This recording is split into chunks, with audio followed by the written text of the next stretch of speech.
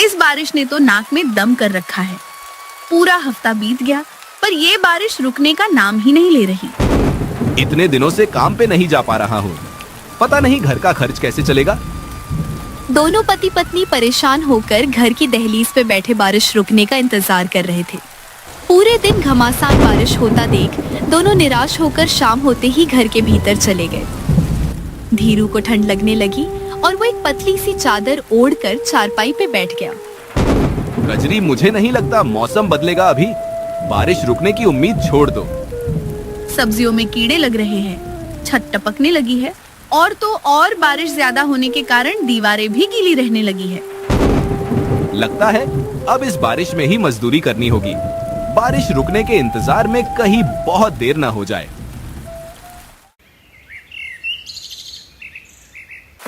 अगली सुबह धीरू बारिश में ही मजदूरी करने ठाकुर दुर्जन प्रताप के यहाँ चला जाता है।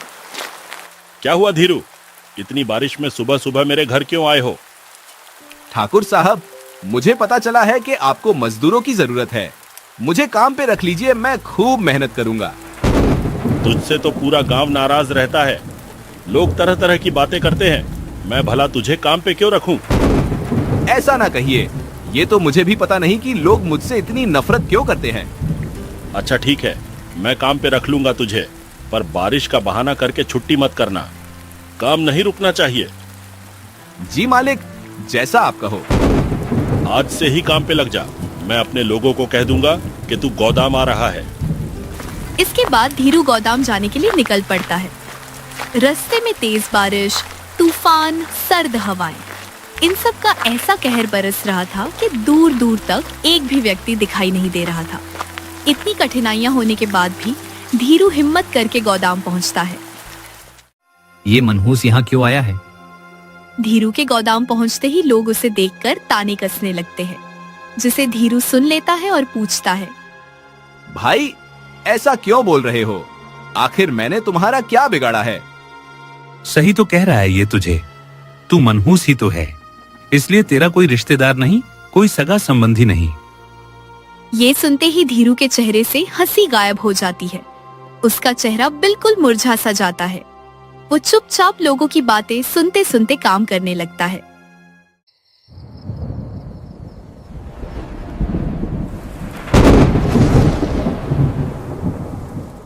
शाम होती है। वो मजदूरी के कुछ पैसे लेकर थका हारा घर जाता है। कजरी, ये लो मेरी आज की मजदूरी, घर खर्च में तुम्हारे काम आएगी। ये क्या? ये पैसे तो गिले हो चुके हैं। बारिश में भीग कर आया हूँ ना, कपड़े गिले हो चुके हैं, पैसे भी गिले हो गए।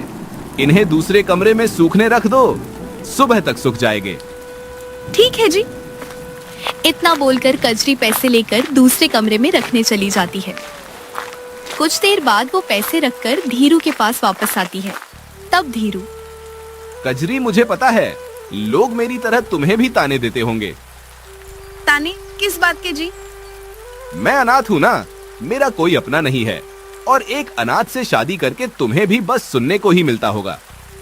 ऐसा कुछ भी नहीं है, मैं लोगों की बातों पे ध्यान नहीं देती। वैसे क्या सच में आपका एक भी रिश्तेदार नहीं है?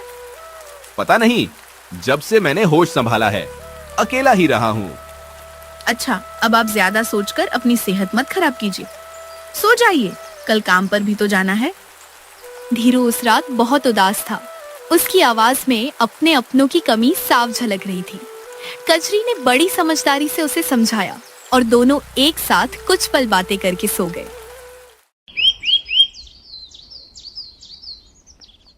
फिर अगली सुबह बारिश और भी ज्यादा तेज होने लगी। हे भगवान, ये क्या हो गया? अचानक दूसरे कमरे से कजरी के चिल्लाने की आवाज आई, जिसे सुनकर धीरू घबराते हुए उस कमरे में गया। क्या हुआ भाग्यवान, इतनी जोर से क्यों चिल्लाया तुमने? सब ठीक तो है ना? ये देखिए, छत से पानी टपकाने की वजह से सारे पैसे फट गए हैं। अब इनमें से कोई भी नोट हमारे किसी काम का नहीं है। मैंने कितनी मेहनत करके ये पैसे कमाए थे, सारी मेहनत पे पानी फिर गया। धीरू और कजरी अपनी किस्मत को कोसने लगे, रोने लगे। थोड़ी देर बाद धीरू हिम्मत जुटा के फिर से बारिश में भीगते भीगते काम करने गया। उसे देखते ही लोगों के ताने फिर से शुरू हो गए। आज तुझे आने में इतनी देर क्यों हुई? खुद को यहाँ का सेठ समझ लिया है क्या तूने? जब मर्जी तब आता है। मैंने जानबूझकर देरी नहीं की, मेरे घर में कुछ परेशानी आ गई थी। तेरी ये जुर्रत, तू हमसे जुबान लड़ा रहा है। भूल मत, हम चाहे तो अभी ठाकुर साहब से कहकर तुझे यहाँ से निकलवा सकते हैं। ये सुनते ही धीरू बहुत डर जाता है और उनसे विनती करने लगता है। इतने कठोर मत बनिए आप सब। मुझसे कोई भूल हुई हो तो मुझे माफ करना। आखिर आप सब मुझसे इतनी नफरत क्यों करते हैं? धीरू उनसे बार बार नफरत की वजह पूछता है, पर कोई भी उसे जवाब नहीं देता और सब उसे नजरअंदाज करके अपने अपने काम में लग जाते हैं।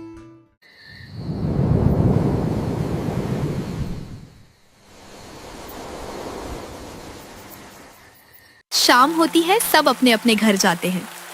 तब धीरू, आज तो मैं पैसे भीगने नहीं दूंगा।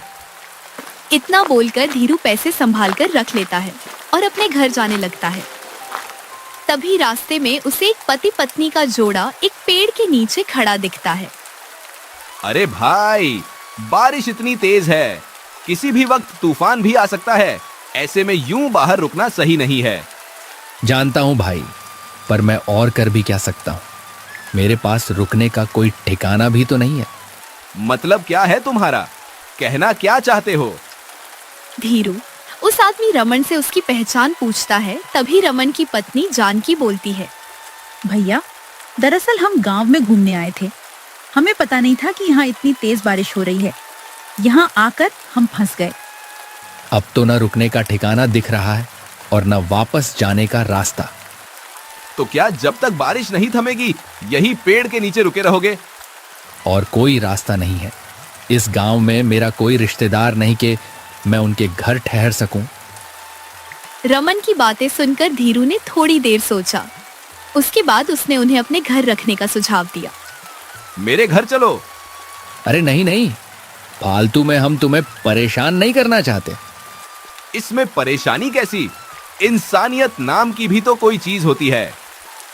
इतना बोलकर धीरू दोनों पति पत्नी को अपने साथ अपने घर लेकर चला जाता है। दो अनजान लोगों के देखकर कजरी थोड़ी चिंतित हो जाती है। सुनिए जी, ये दोनों कौन हैं? ये मुसाफिर है, बेचारे बारिश में फंस गए थे।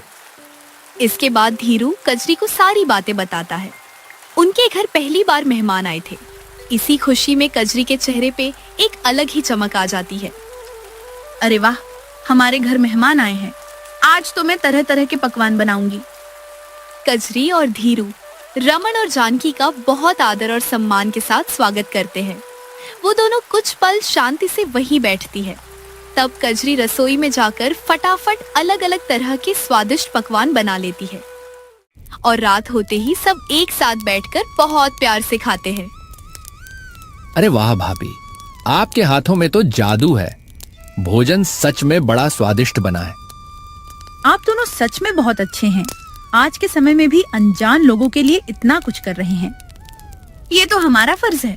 आखिर मेहमान भगवान का रूप जो होते हैं। कुछ ही समय में उन चारों के बीच अच्छी खासी दोस्ती हो गई थी। देर रात तक उन्होंने खूब गप्पे लड़ाए और देखते ही देखते चारों की आंख लग गई।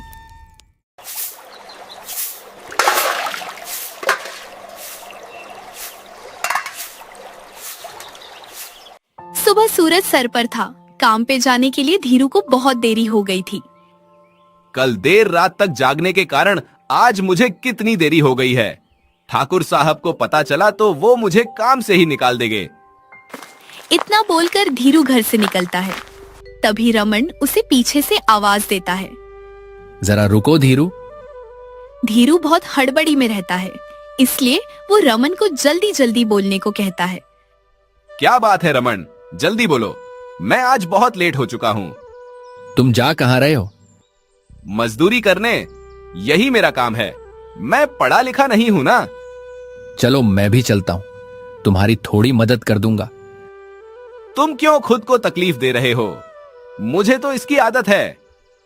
मैंने तो तुम्हें अपना मित्र मान लिया है। अब तुम एक दोस्त को दूसरे दोस्त की मदद करने के लिए मना नहीं कर सकते हो। अच्छा ठीक है, चलो तो फिर दोनों साथ साथ काम करने चले जाते हैं। कुछ देर काम करने के बाद उनके पास दो आदमी आते हैं। अरे धीरू, ये कौन है? ये मेरे मेहमान हैं। ये सुनकर दोनों आदमी जोर जोर से हंसने लगते हैं। मेहमान और तेरे घर, मूर्ख मत बना हमें। और नहीं तो क्या, इतने सालों में तेरे घर कोई झांकने तक नहीं आया, आज अचानक मेहमान कहाँ से आ धमके। बातें बनाना तो कोई तुझसे सीखे, अनाथ कहीं का। भूल मत तू अनाथ है, तेरा कोई रिश्तेदार, कोई दोस्त, कोई संबंधी नहीं है। इतना बोलकर दोनों आदमी वहां से चले जाते हैं। धीरू का मन उदास हो जाता है, उसके चेहरे पे निराशा छा जाती है। तब रमन उससे पूछता है, भाई, गांव वाले तुमसे ऐसे कैसे बात कर सकते हैं? तुम उन्हें जवाब क्यों नहीं देते? छोड़ो, उनकी बातों पे ध्यान मत दो रमन, मुझे तो ये सब सुनने की आदत सी हो गई है। इतना बोलकर धीरू काम करने लगता है। रमन को धीरू के ऊपर बहुत दया आती है। वो धीरू के काम में उसका बहुत हाथ बटाता है। ऐसे ही कुछ दिन बीतते हैं। बारिश अब भी वैसी की वैसी तेज होती रहती है। शाम का वक्त था। वे चारों घर की दहलीज पे बैठकर चाय पीते हुए बारिश का आनंद ले रहे थे। अब तक बारिश की वजह से कितना गुस्सा आता था, पर सबके साथ बैठकर चाय पीते हुए बारिश को देखने में बहुत सुकून सा मिल रहा है। हाँ वही ना, इतने दिन हो गए हैं हमें यहाँ ठहरे हुए, साथ में एक परिवार जैसा लग रहा है। ऐसा लग ही नहीं रहा कि हम अजनबी हैं। जो होता है अच्छे के लिए ही होता है। ये बारिश न होती तो हमारी इतने अच्छे लोगों से मुलाकात कैसे होती। तुम दोनों ने हमारा बहुत ख्याल रखा है, हम तो तुम्हारे एहसानमंद हो गए हैं। जो बारिश कभी उन्हें मुसीबत लगती थी, आज उसी बारिश को देखकर उनका मन खुश हो रहा था। दिन बीतते गए, अब उन चारों के बीच पक्की दोस्ती हो गई।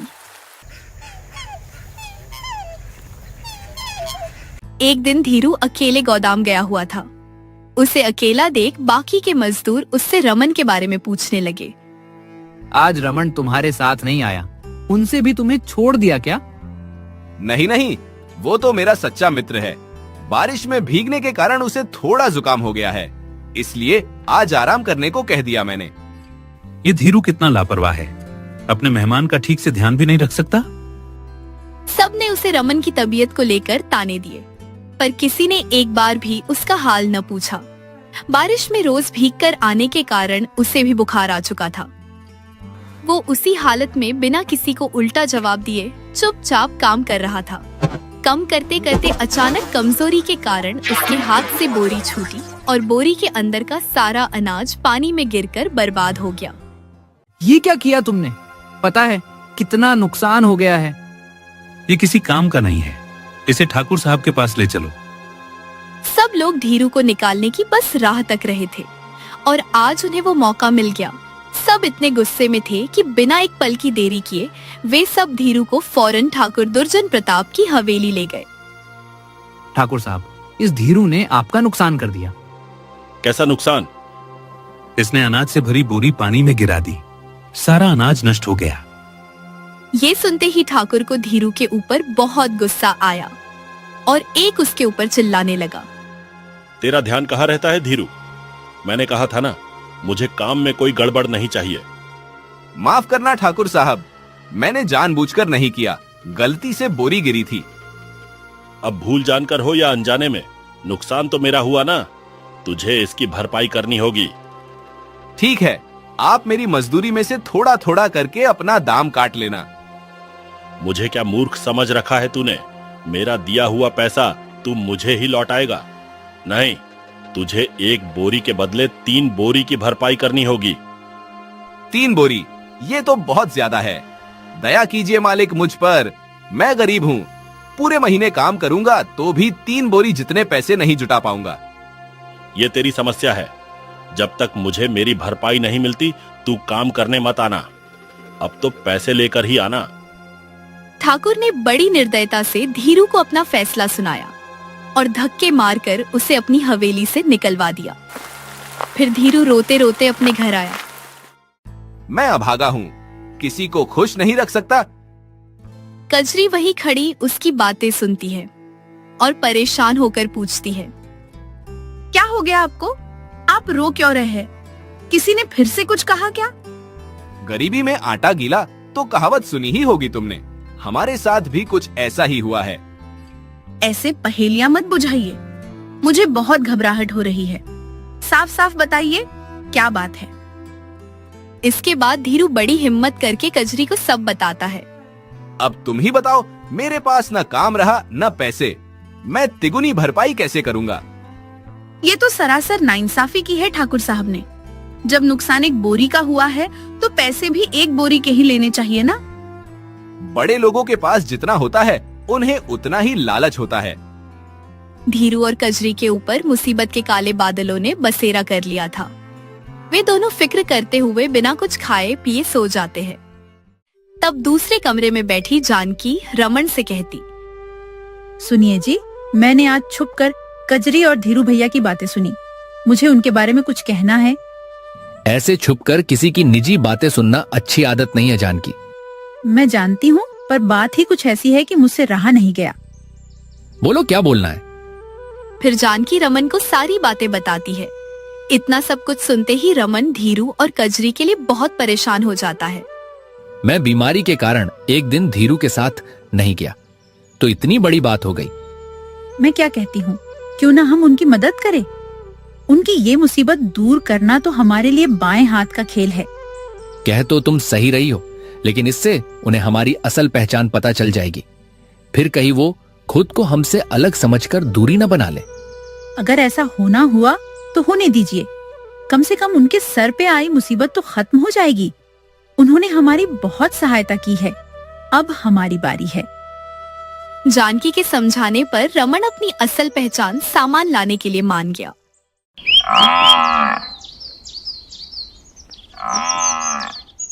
अगले दिन बड़े दिनों बाद बारिश रुकी। सूरज निकला। धीरू और कजरी मुंह लटकाए आंगन में बैठे हुए थे। क्या फायदा इतने खिले खिले सूरज का, हमारा भाग्य तो मुरझाया हुआ ही है ना। बारिश तो रुक गई, पर ये मुसीबत की बरसात कब बंद होगी? दोनों ना उम्मीद ही ले बैठे थे। तभी रमन और जानकी बहुत सारे पैसे लेकर वहां आते हैं। ये लो धीरू, अब तुम्हें उदास होने की जरूरत नहीं है। इतने सारे पैसे? आखिर तुम हो कौन? तुम्हारे पास इतने सारे पैसे कहां से आए? मैं शहर का नामचीन व्यापारी हूँ। मुझे धन दौलत कारोबार जमीन किसी चीज की भी कमी नहीं है। आपने अब तक हमसे अपनी पहचान क्यों छुपा रखी थी? हमारी तरह गरीबी की जिंदगी क्यों जीते रहे? वो इसलिए क्यों कि हमारे पास पैसे तो बहुत है, पर रिश्तों के मामले में हम गरीब हैं। हमारा भी कोई रिश्तेदार, कोई संबंधी नहीं है। हमें ये डर था कि सच पता चलने के बाद तुम दोनों हमें अपनाओगे नहीं। रमन और जानकी ने बड़े प्यार से उन्हें सारी बात समझाई। कजरी और धीरू ने उनकी बातें समझी और उनके साथ पहले जैसा ही व्यवहार करने लगे। धीरू ने ठाकुर के मुंह पे पैसे मारे और उसके गोदाम की तरफ दोबारा मुड़कर भी नहीं देखा।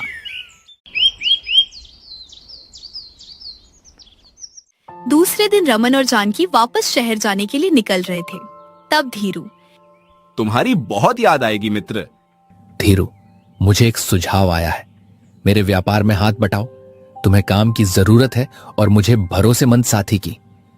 धीरू भैया, ये बहुत अच्छा मौका है, इसे हाथ से मत जाने दीजिए। मुझे तो समझ नहीं आ रहा है, मैं आप दोनों का शुक्रिया अदा कैसे करूं? आप तो हमारे लिए फरिश्ता बनकर आए हैं।